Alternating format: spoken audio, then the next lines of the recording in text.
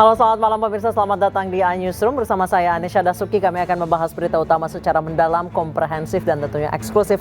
Sebagai pembuka iNewsroom kali ini, kami memiliki informasi hari ini Mahkamah Konstitusi menggelar sidang perdana hasil sengketa Pilpres 2024. Dalam sidang perdana kali ini, tim pembela Prabowo Gibran bertindak sebagai pihak terkait, sementara Amin tampil sebagai pemohon.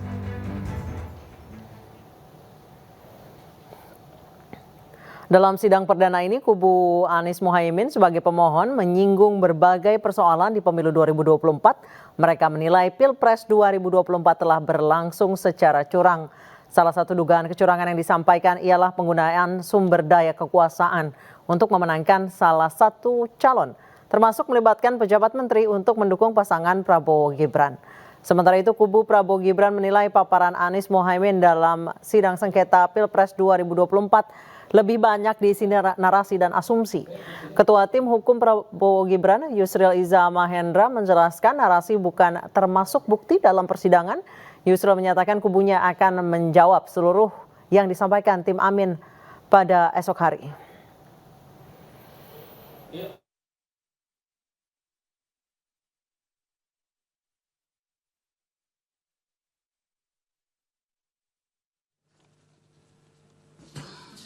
Bisa langsung kedudukan hukum Pak Bambang. Ya, saya masuk di pokok permohonan. Baik, silakan. Kedudukan. Apakah Pilpres 2024 kemarin telah dijalankan secara bebas, jujur, dan adil? Izinkan kami menyampaikan jawabnya, tidak. Yang terjadilah sebaliknya. Dan ini terpampang secara nyata di hadapan kita semua. Kita menyaksikan dengan keprihatinan mendalam serangkaian penyimpangan yang telah mencoreng integritas proses demokrasi kita. Mulai dari awalnya, independensi yang seharusnya menjadi pilar utama dalam penyelenggaraan pemilu telah tergerus akibat intervensi kekuasaan yang tidak seharusnya terjadi. Bahkan intervensi ini sempat merambah hingga pemimpin Mahkamah Konstitusi. Ketika pemimpin Mahkamah Konstitusi yang seharusnya berperan sebagai jenderal benteng pertahanan terakhir menegakkan prinsip-prinsip demokrasi terancam oleh intervensi, maka pondasi negara kita, pondasi demokrasi kita berada dalam bahaya yang nyata. Lebih jauh lagi, skala penyimpangan ini tidak pernah kita lihat sebelumnya, Yang Mulia. Kita pernah menyaksikan penyimpangan seperti ini di skala yang kecil, pilkada, populasi kecil, tapi dalam skala yang amat besar dan lintas sektor baru kali ini kita semua menyaksikan. Kami akan membahas mengenai sidang sengketa Pilpres yang baru digelar tadi pagi di Mahkamah Konstitusi dengan tim hukum Timnas Amin, Refli Harun. Selamat malam Bang Refli. Selamat malam. Bang Refli, langsung saja ini salah satu tim hukum Prabowo Gibran menyebut permohonan Amin dalam 100 menit bisa dijawab dengan satu kalimat katanya. Karena permohonan Anda atau tim Anda katanya banyak narasi, kemudian hipotesis dan lebih banyak opini. Iya, dua hal ya. Yusril lupa kalau sidang hari ini itu baru sidang pendahuluan, ya, belum sidang pembuktian. Sidang pembuktian itu nanti hari Senin, yaitu menghadirkan saksi dan ahli. Sementara sidang tadi hanya sidang yang mengungkapkan permohonan disertai dengan pengesahan alat bukti. Jadi setiap yang kami omongkan itu ada alat buktinya. Dan itu satu. Yang kedua, sidang sengketa Pilpres atau sidang sengketa di Mahkamah Konstitusi secara umum itu berbeda dibandingkan sengketa lainnya. Karena metode pembuktiannya tentu tidak persis seperti sidang pidana atau perdata di mana biasanya itu cuma single case, ya kan? Kalau ini case-nya dari Sabang sampai Merauke. Sebagai contoh saya kasih contoh misalnya. Kita bicara tentang deploying bansos, ya. Nah, itu. Misalnya. Oke. Sekarang pertanyaannya, berapa orang penerima bansos yang akan Anda hadirkan? Apakah cukup satu? Apakah perlu 100? Apakah perlu 1000? Apakah perlu 50 juta misalnya? Tidak mungkin kan? Karena itu sidang ini dalam sengketa pilpres ini harus bisa didekati juga dari pendekatan yang scientific approach. Oke. Misalnya sebagai contoh ada kenaikan suara elektabilitas yang sangat signifikan dalam 4 bulan misalnya. Dari 34% menjadi Jadi oke. 58%. Jadi menurut Timnas Amin ini karena memang si kecurangan itu sudah dirancang sejak awal sedemikian rupa hingga seakan-akan sesuatu yang legal gitu. Iya, jadi kalau kita bicara stagesnya kan, satu sebelum pencoblosan, pencoblosan dan kemudian pasca pencoblosan. Nah, sebenarnya yang paling gawat itu sebelum pencoblosan. Di situ deploying bansos, ya kan, mobilisasi, intimidasi, ya, kemudian aparatur kepala desa, aparatur desa di mobilisasi kalau tidak diancam misalnya. Nah, itulah yang kemudian membentuk suara.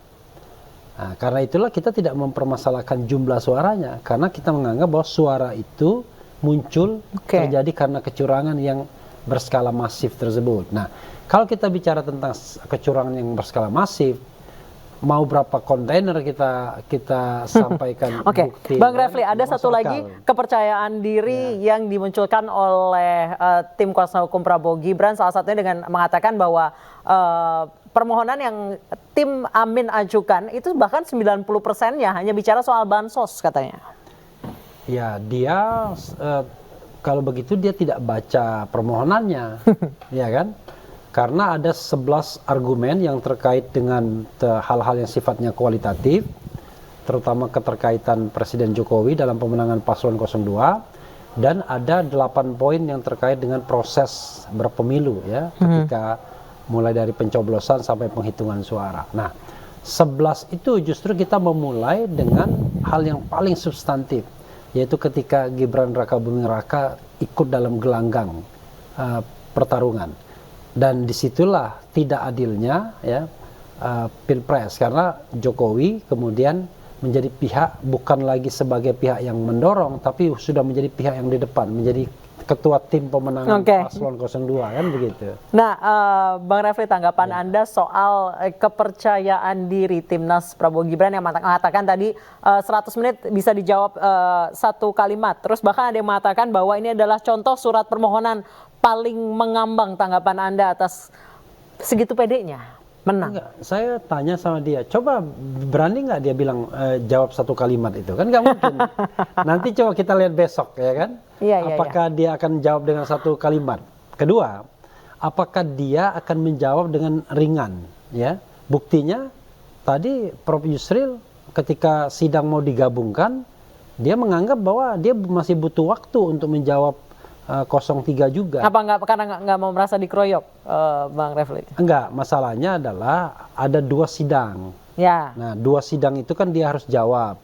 Karena 2 sidang itu dia harus jawab, akhirnya sama Hakim MK ya lebih baik disatukan. Artinya ya KPU dan Bawaslu kan bisa menjawab juga. Tapi dia sendiri tadi agak keberatan sesungguhnya kan, makanya sidangnya yang tadinya jam 8. Jadi menurut Anda itu bluffing aja ya? Bluffing, biasa itu. Tadi jam 8 sidangnya mestinya besok. Akhirnya apa? Dia digeser jam 10, nggak mau mereka. Akhirnya apa? Jadinya jam 1.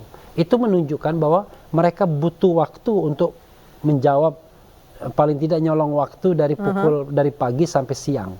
Itu yang akan mereka lakukan sesungguhnya. Jadi nggak betul lah kalau mereka mengatakan mereka menjawab dengan mudah dan lain sebagainya. Yusrilnya mudah, tapi anak buahnya kelenger mungkin. Oke, Bang Refli, salah satu poin yang diajukan oleh Timnas Amin adalah hasil atau pilpres kemarin itu diulang dan Prabowo Gibran didiskualifikasikan. Anda menyasar hanya Gibran saja atau Prabowo-nya juga? Ya, jadi gini. Bahasa yang tepat itu adalah PSU, pemungutan suara ulang. Jangan bilang, tapi Gibran nggak boleh ikutan lagi. Ya, jangan bilang pilpres ulang. Itulah yang kemudian di-bluffing oleh kubu 02. Wah, nanti gimana tenggat macam-macam ketatanegaraan. Padahal PSU, pemungutan suara ulang yang diikuti kubu 01 dan 03 saja. Kubu 02 itu didiskualifikasi. Nah, itu alternatif pertama. Yang keduanya, atau yang didiskualifikasi cukup Gibran saja. karena Gibran tidak memenuhi syarat pencalonan ketika dia mendaftarkan. Pertama berbekal putusan yang cacat etika, dan yang kedua ternyata cacat prosedur juga ketika mendaftarkan ke KPU karena PKPU-nya belum berubah. Jadi kita memberikan alternatif, dua-duanya didiskualifikasi, atau kalau memang tidak bisa dua-duanya, satu saja cukup, yaitu Gibran, dan diulang pemungutan suaranya. Nah, Bang Refli, Anda optimis tidak dengan line up hakim MK yang saat ini tidak melibatkan sang paman? Membahagiakan. Oke. Ya, paling tidak kan kalau ada sang paman, kita udah kalah 1-0 kan. Sang paman kan tidak mungkin akan mengabulkan permohonan kita. Nah, itulah sebabnya yang namanya conflict of interest itu harus ditegakkan prinsipnya. Jadi kalau Anda punya conflict of interest, ya Anda jangan ikut menyidangkan. Nah, ini udah benar 8 hakim.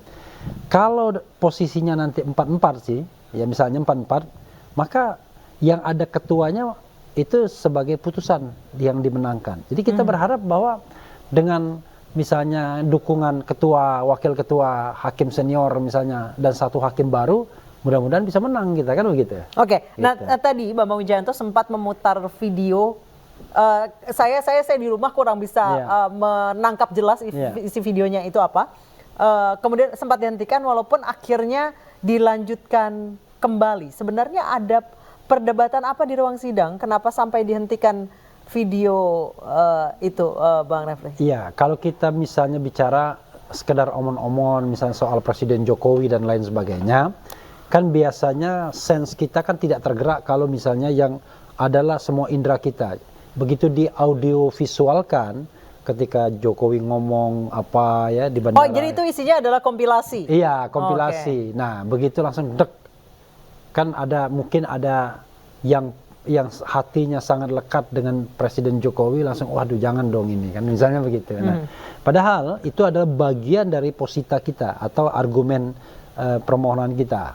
Tetapi diizinkan untuk diputar, tetapi kemudian kita berarti itu bukti bahwa kita hentikan. Hakim Mahkamah Konstitusi ingin mengembalikan marwah Mahkamah Konstitusi. Bukan begitu, barangkali di antara mereka ada juga yang pro mungkin ya, Oke, ada yang hatinya masih tidak rela kalau seandainya itu. Tapi mudah-mudahan tidak demikian. Bang Refli, Kenapa kita alergi dengan hal-hal yang sudah ada nyata di publik? Salah satunya yang sempat tidak terputar itu adalah nenek-nenek di Madura yang mau milih Anies, ya, tiba-tiba dicobloskan ke 02. Ini kalau milih Anies itu ini, nah, duar katanya gitu. Oke. Nah, sayang ya, itu tidak sempat diputar gitu, terputar. baik, Bang Refli, Anda rencananya, correct me if I'm wrong, saksi yang akan Anda bawa tadinya 19 kemudian berkurang jadi 15, siapa saja itu selain ahli? Jadi begini, bukan begitu, 19 itu adalah angka yang ditetapkan oleh MK sekarang ini. 19 itu komposisinya tergantung kita. Oke. Kita mau banyakkan ahlinya atau banyakkan saksinya itu soal lain. Nah, kalau soal ahli ini saya tidak bicara mengenai siapa orangnya karena ketat sekali MK. Kita harus nyetornya besok. Oke. Padahal kita belum bertemu dengan ahli. Sementara mungkin ada yang di luar kota atau di luar pulau. Akhirnya kita ambil beberapa kriteria apa yang harus kita jelaskan. Bansos saya kira harus dijelaskan dari sisi politik anggarannya. Kemudian soal yang terkait dengan Gibran, ya, proses berpemilu itu saya kira harus dijelaskan juga karena itu signifikan. Apalagi yang mau dijelaskan, Sirekap misalnya yang kita duga sebagai alat bantu kecurangan harus dijelaskan. Nah, nanti tentu kita akan cari siapa ahli-ahli yang bisa meyakinkan dan berwibawa di depan MK. Begitu. Baik, terima kasih banyak Bang Refli Harun. Lancar terus persidangannya nanti minggu-minggu depan. Terima kasih telah bergabung bersama kami di iNewsroom. Terima kasih Anda masih bersama kami di iNewsroom. Pemirsa, pasangan calon nomor urut 3 Ganjar Pranowo dan Mahfud MD hadiri sidang perdana sengketa Pilpres 2024 di Mahkamah Konstitusi Jakarta. Ganjar Pranowo dan Mahfud MD mengajukan gugatan terhadap hasil Pilpres 2024 ke Mahkamah Konstitusi. Ganjar Mahfud meminta MK membatalkan keputusan KPU terkait hasil Pilpres 2024. Dalam persidangan gugatan hari ini dibacakan pengacara Ganjar Mahfud Todung Lubis di gedung MK pada Rabu siang. Ganjar mengatakan paparan yang disampaikan dalam persidangan lebih menyoroti soal harapan terhadap proses demokrasi di Indonesia. Saya menghendaki kepemimpinan yang sanggup menomorsatukan kepentingan dan kesejahteraan warga di atas kepentingan pribadi mereka yang berkuasa.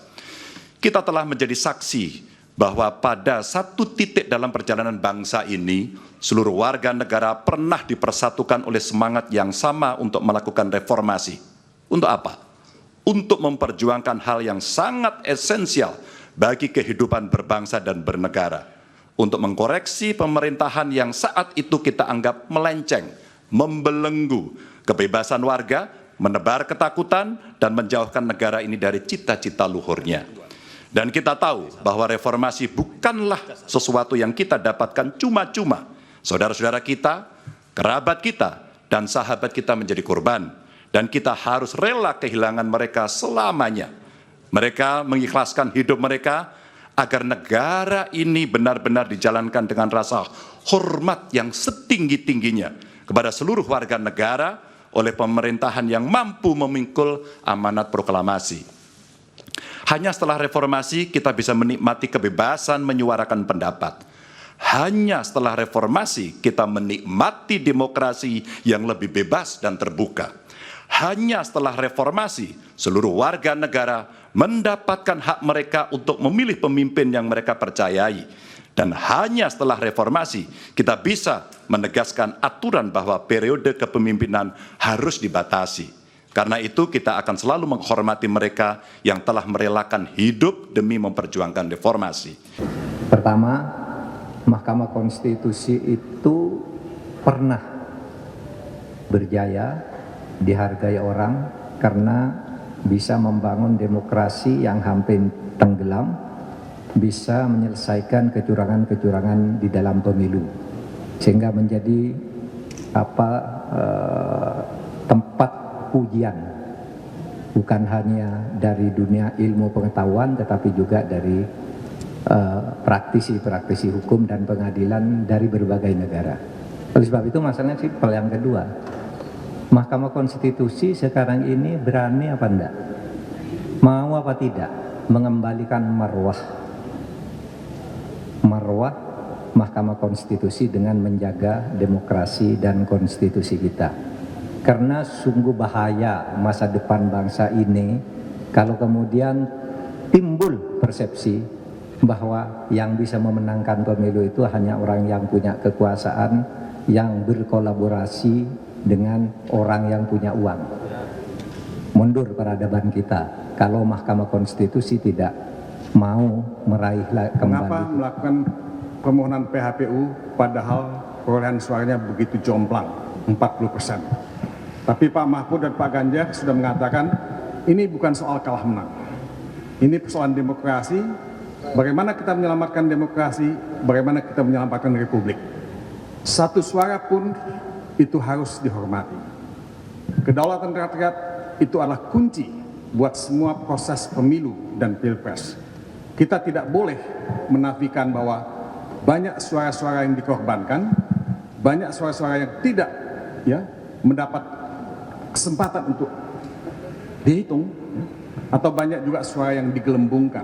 Semua ini mesti dibereskan dan Mahkamah Konstitusi adalah penjaga konstitusi yang mesti mengamankan konstitusi sekaligus mengamankan demokrasi, supremasi hukum. Masa depan kita tergantung pada kearifan dan kebijaksanaan dan sikap negarawan dari Mahkamah Konstitusi. Kita sebagai negara demokrasi ketiga terbesar di dunia tidak boleh mundur ke belakang. Kalau bisa kita menjadi negara nomor 1 di dunia dalam menegakkan demokrasi. Inilah mimpi kami sebagai anak bangsa, mimpi kita semua. Mudah-mudahan Mahkamah Konstitusi menjadi juru selamat kita. Ya. Sementara kuasa hukum pasangan calon Prabowo Gibran yang diketua Yusril Iza Mahendra yakin bisa membantah segala gugatan yang dilayangkan pasangan Ganjar Mahfud. Yusril menilai bahwa gugatan Ganjar Mahfud hanya sebatas narasi tanpa bukti.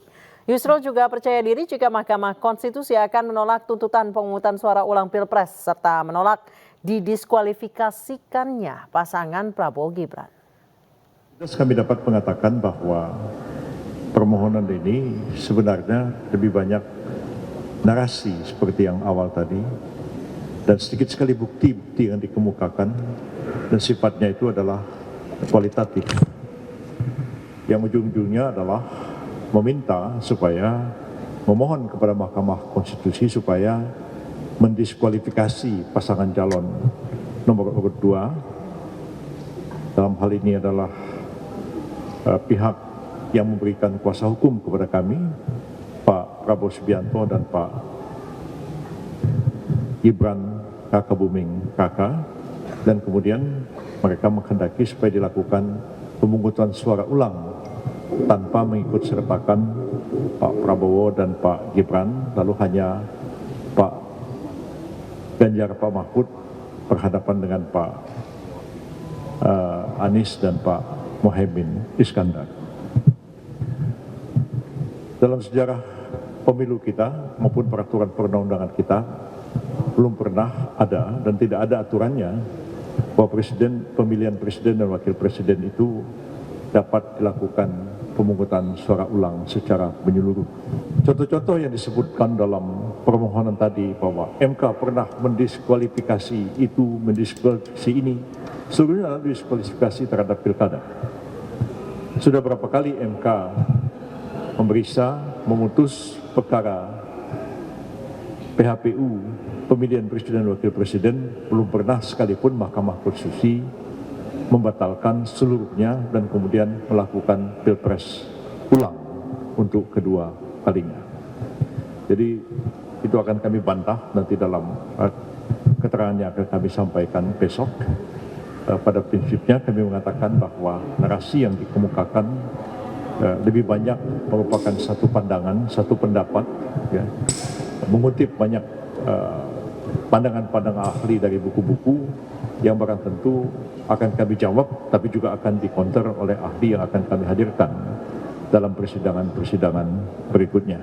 Kami berkeyakinan bahwa kami dapat membantah seluruh dalil-dalil yang dikemukakan oleh pemohon 2 pada siang hari ini, dan kami berkeyakinan Mahkamah Konstitusi akan menolak permohonan yang disampaikan kepada Mahkamah Konstitusi.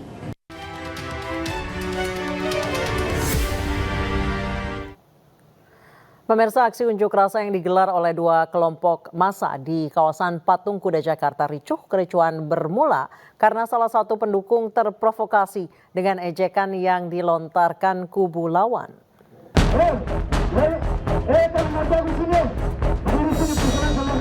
Kericuan terjadi antar 2 kelompok massa saat melakukan aksi unjuk rasa di kawasan Patung Kuda Jakarta. Peristiwa bermula saat pendukung pasangan calon nomor urut 1 terprovokasi dengan ejekan yang dilontarkan massa pendukung keputusan KPU. Sempat terjadi saling lempar batu di jalan. Beruntung polisi yang sudah berjaga di depan gedung Mahkamah Konstitusi langsung memblokade dan memisahkan kedua kubu. Diketahui massa pendukung paslon Anies Muhaimin menggelar aksi unjuk rasa untuk menyuarakan keresahan penyelenggaraan pemilu 2024.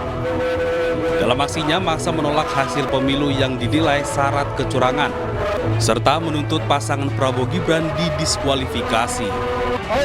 Massa juga mendesak Presiden Joko Widodo mundur dari jabatannya, sebab telah melakukan intervensi selama proses pemilu. Kita hari ini datang ke sini ke MK pertama-tama untuk menuntut agar MK itu mengambil keputusan dengan mendengarkan hati nurani, agar mereka jujur, mereka adil, bersesuai dengan hati nurani keadilan. Pilpres curang harus ditolak. Pilpres yang penuh cawe-cawe dari rezim harus ditolak. Karena nggak mungkin kita punya pemimpin yang dipilih berdasarkan kecurangan. Aksi ini akan terus dilakukan pendukung dan relawan Anies Muhaimin selama proses sidang perselisihan hasil pemilu berlangsung. Dari Jakarta, Muhammad Zulhilmi, Raga Firdaus, iNews melaporkan. Hari ini Mahkamah Konstitusi menggelar sidang perdana hasil sengketa Pilpres 2024. Dalam sidang perdana, tim pembela Prabowo Gibran bertindak sebagai pihak terkait, sementara Anies Mohaimin tampil sebagai pemohon. Hasil perhitungan suara untuk 02 di atas diperoleh dengan cara yang melanggar azas pemilu dan prinsip penyelenggaraan pemilu bebas, jujur, dan adil. 3 azas itu dilanggar secara serius oleh mesin kekuasaan, mulai dari pelibatan lembaga kepresidenan, dukungan Presiden Joko Widodo, pelumpuhan independensi penyelenggara pemilu, manipulasi aturan persyaratan pencalonan, pengerahan aparatur negara, dan penyalahgunaan anggaran negara atau bansos yang disalahgunakan untuk menggerakkan mesin pemenangan paslon 02 yang calon wakil presidennya secara jelas adalah anak kandung dari Presiden Joko Widodo. Fakta hukum bahwa dukungan Presiden Joko Widodo dapat dimaknai sebagai manifestasi dari sikap dan perilaku patronasi yang mensugesti peran para menteri di kabinetnya untuk memberikan dukungan terbuka dan di sebagiannya bahkan ikut terlibat secara intensif di dalam kampanye untuk mendukung putranya sebagai calon wakil presiden. Patronasi presiden tersebut mensugesti menteri kabinet dan menggerakkan dan mengaitkan program-program kementerian yang ditujukan untuk menarik dukungan dari pemilih agar memilih pasangan calon presiden dan wakil presiden di mana anaknya presiden menjadi calon wakil presiden. Dan tindakan di atas adalah pelanggaran atas pemilu dan prinsip penyelenggaraan pemilu. Kesemuanya dapat dikualifikasi dan dikategori sebagai election fraud, tindak kecurangan dan pelanggaran pemilu. Intinya sih kami menilai bahwa permohonan ini lebih banyak narasi, asumsi, hipotesa daripada menyampaikan bukti.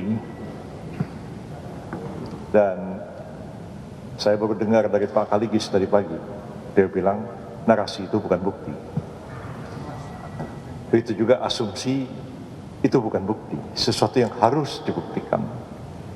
Begitu juga patut diduga dan sebagainya disampaikan tadi, sesuatu yang memang harus dibuktikan. Jadi lebih banyak opini yang dibangun, narasi yang dibangun, daripada fakta-fakta, bukti-bukti yang diungkapkan di dalam persidangan ini. Calon Wakil Presiden nomor urut 2 Gibran Rakabuming Raka menanggapi sidang perdana sengketa Pilpres 2024. Gibran mengaku akan mengikuti aturan yang ada dan mengikuti setiap prosesnya. Ya, kita ikuti proses yang ada aja. Kan ada kemungkinan juga yang termohon itu nanti akan dimintai menjadi saksi. Jadi kita ikuti prosesnya aja. Ya, prinsipnya siap ya. Terima kasih.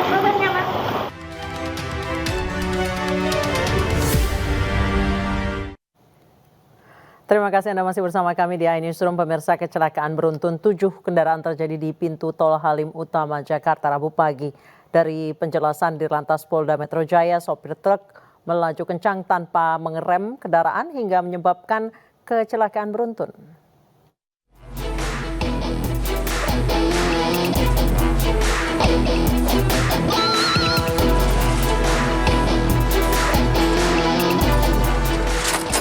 Kendaraan terjadi di pintu tol Halim Utama Jakarta Rabu pagi.